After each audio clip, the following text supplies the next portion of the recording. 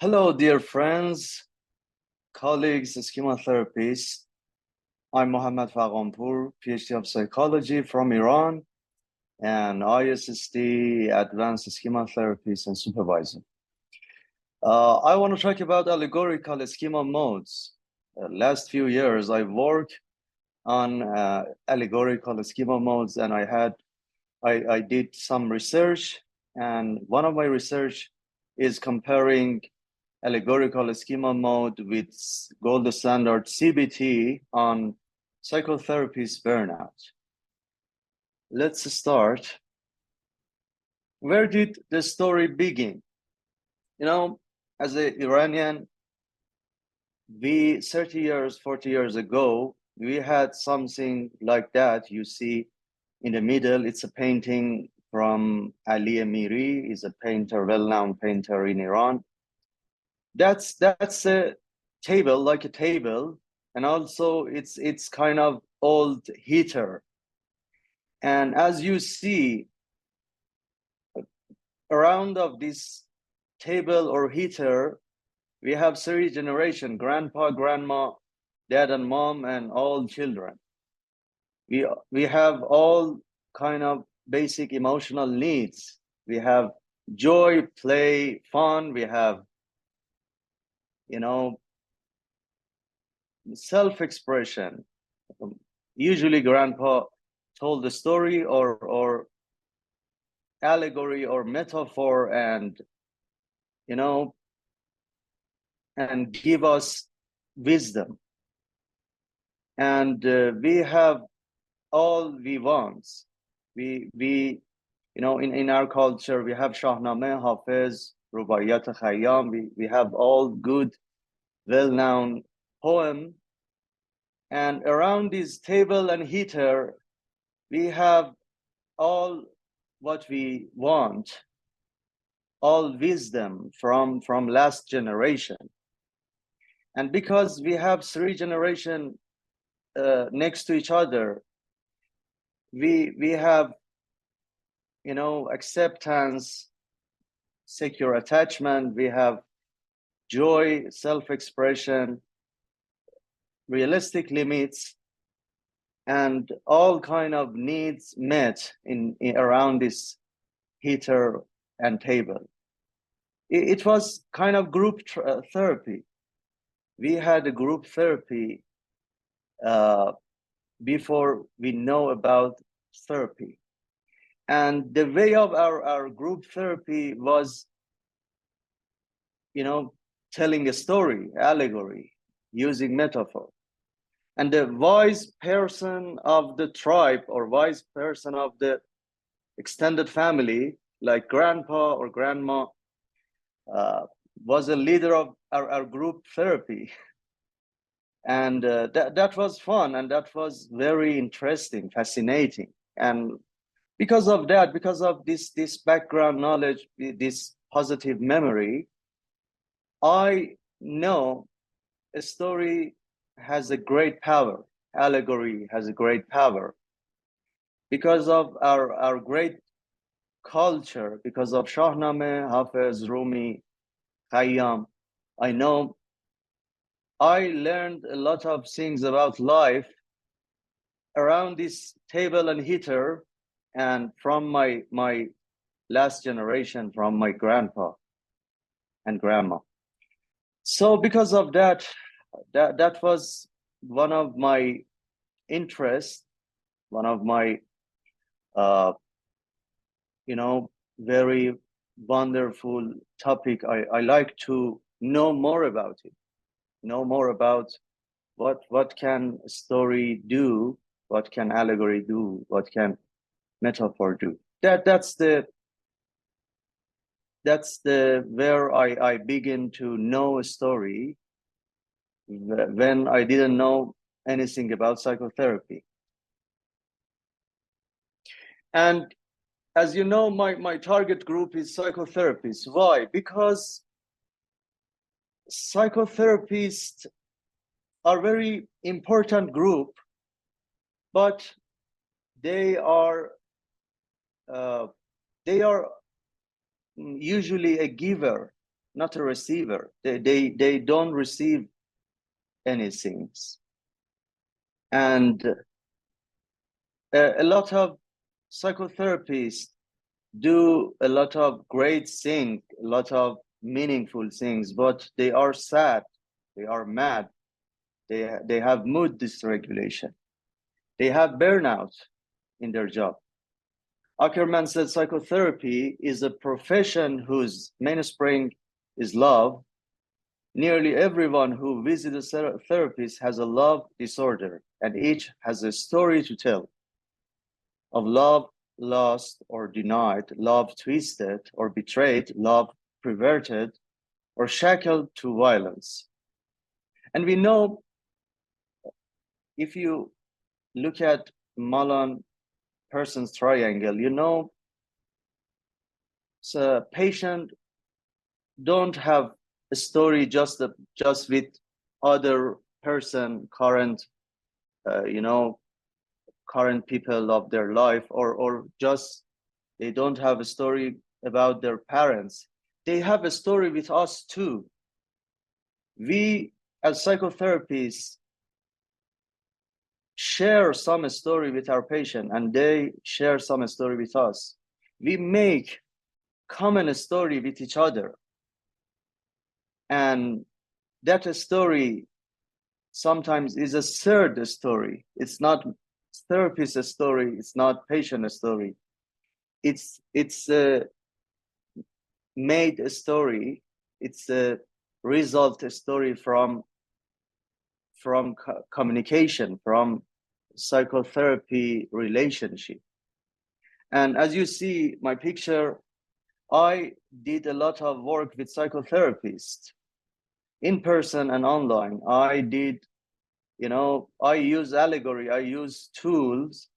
For example, that a snake is anger snake, and I use snake for as a metaphor, as a tool for talking about anger, energy.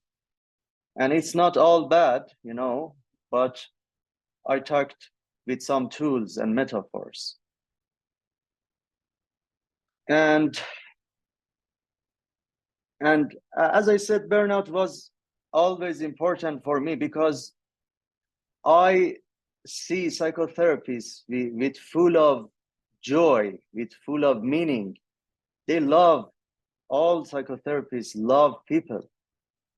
They have a lot of meaningful experience, deep experience in the psychotherapy room. But I also see the spark of their eyes become less and less because they become tired, exhausted. So Maslash and Jackson has theory about burnout, and I use their theory. They said burnout was restricted to individuals who do people work of some kind. We do people work. We see a patient, we see a person.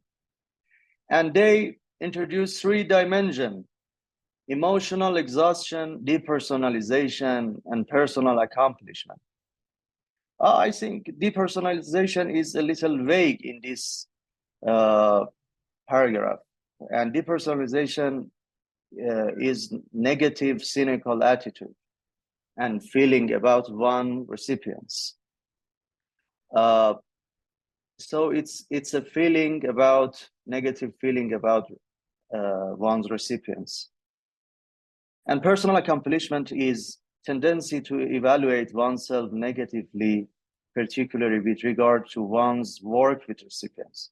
So personal accomplishment is about psychotherapists, and depersonalization is about attitude of psychotherapists to recipients. So these are different a little. I use this theory, this inventory, to talk about burnout. And those days, you know, those days I couldn't use allegory, story, narrative, and metaphor to explain the schema mode, because some experts said, you know, narrative therapy, narration is about postmodern theory, and when you want to talk about schema therapy theory, you shouldn't use postmodern theory. These are different, and so on. And because of that, I didn't have confidence to talk about allegory, story, narrative in a schema mode. But I found Rudy Dahle's books, Attachment Narrative Therapy. And some part of this book was a spark, was a guidance for me. And I want to read some part of this book. Stories establish the frame within which we become aware of self and others, within which we establish priorities, claim or disclaim duties or privileges, set the norms for appropriate and inappropriate behavior,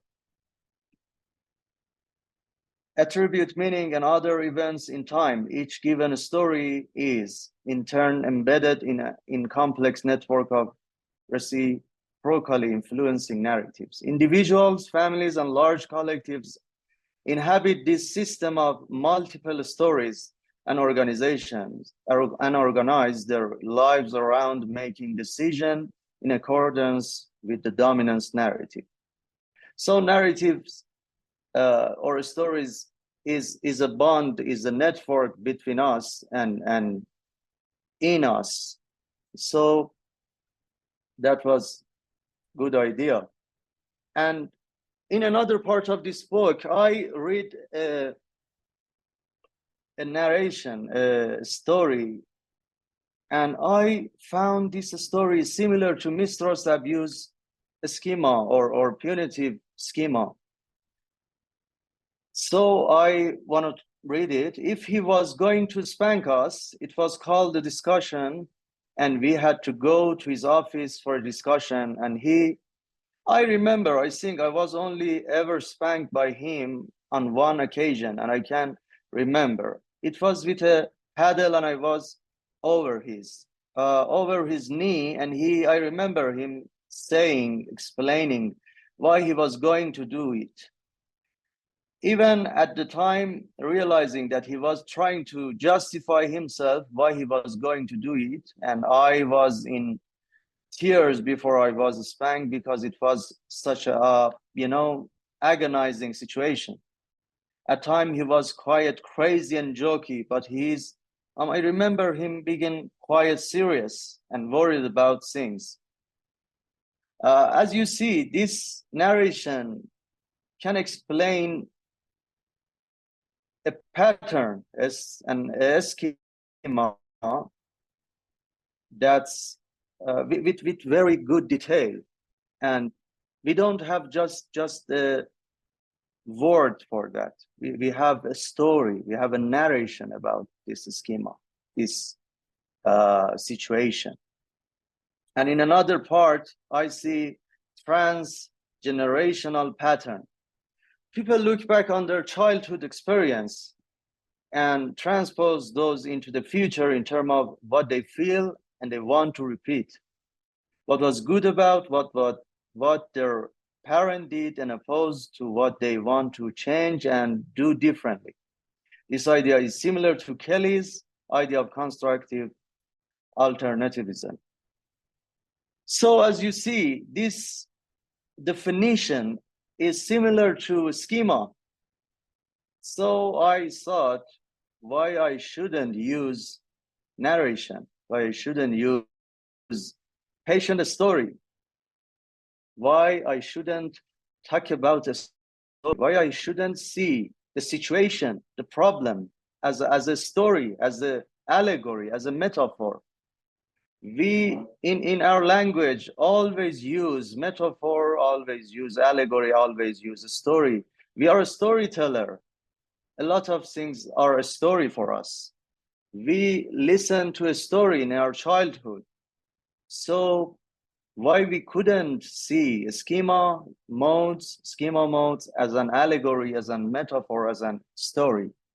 maybe we could see schema and mode as a narration or a story.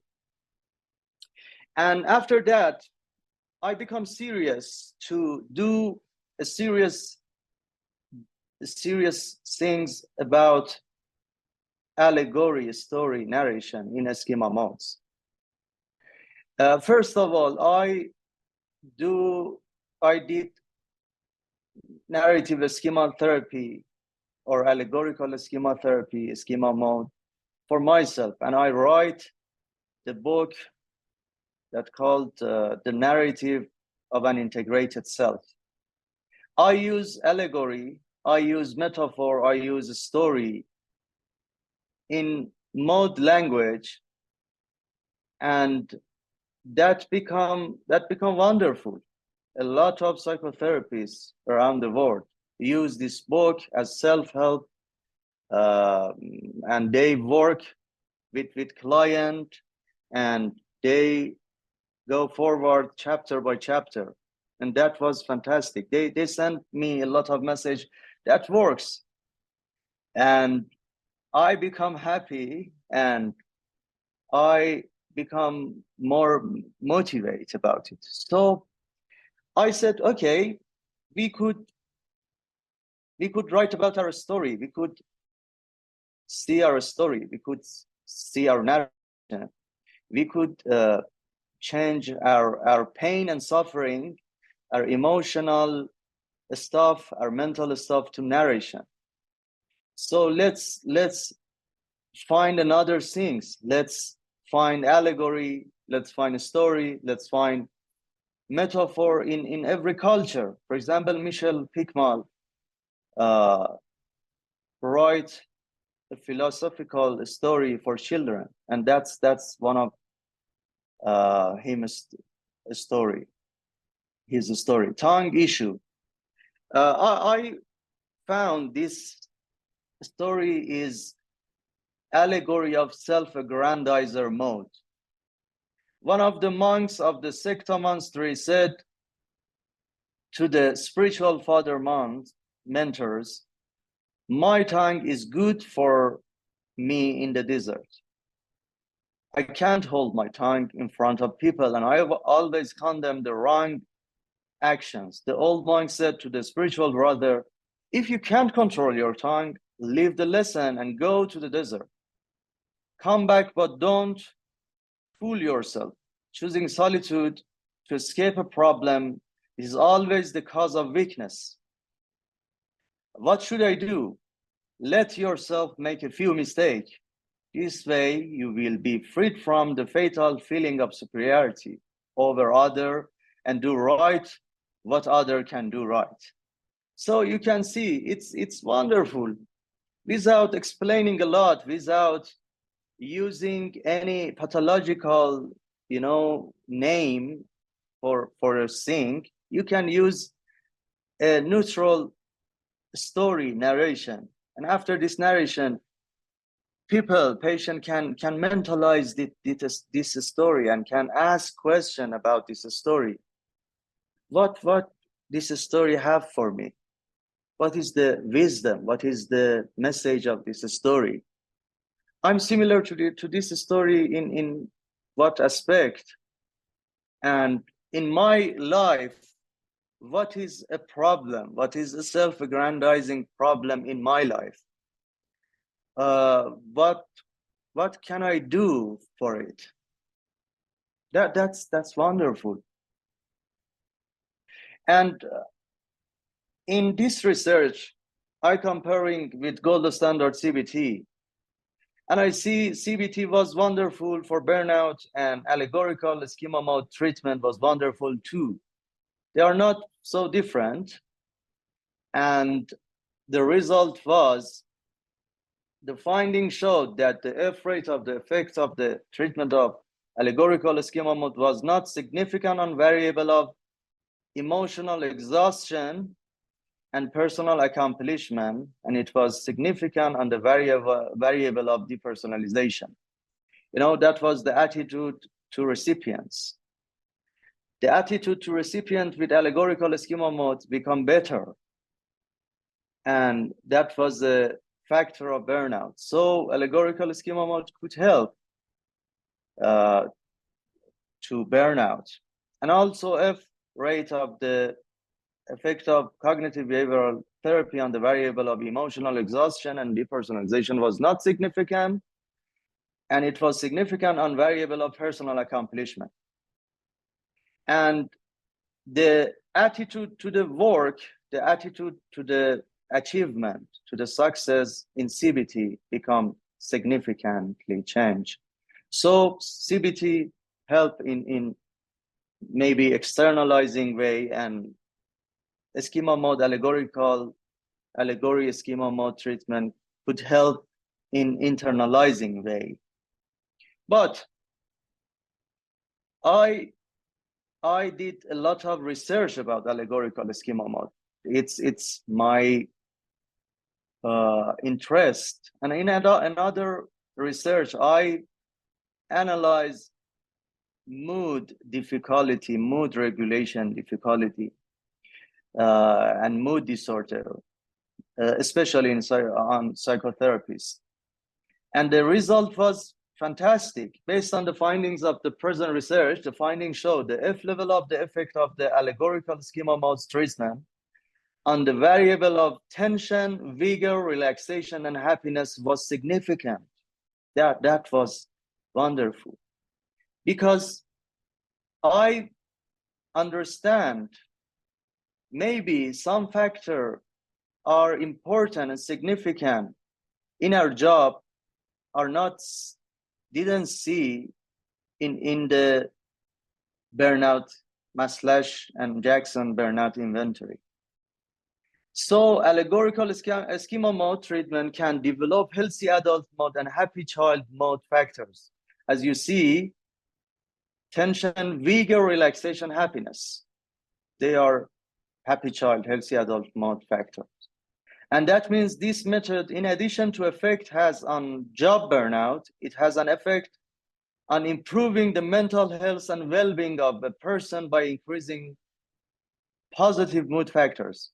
As you know, in schemotherapy, it's trans-diagnostic. We don't want to solve the pathology. We want to have accomplishment. We want to have self-actualization. We want to strengthen happy child and healthy adult. It's the goal of treatment.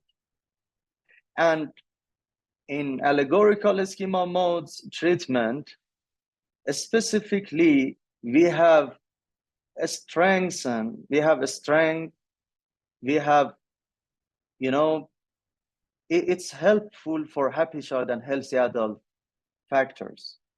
And therefore, it inspires enthusiasms in people and also has a lower dropout rate. Another factor I saw was psychotherapists don't leave allegorical schema mode treatment. They want to tell a story and they want to listen to a story. They love a story. So they don't want to leave the session. They want to continue the session. They want to have more session. The dropout rate become less and less comparing to gold standard CBT.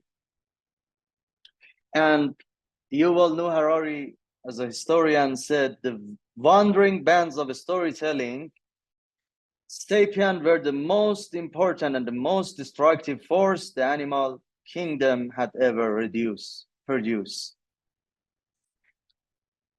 And so let's use stories and allegory and metaphors to heal, to construct something, not destructive things. Thank you.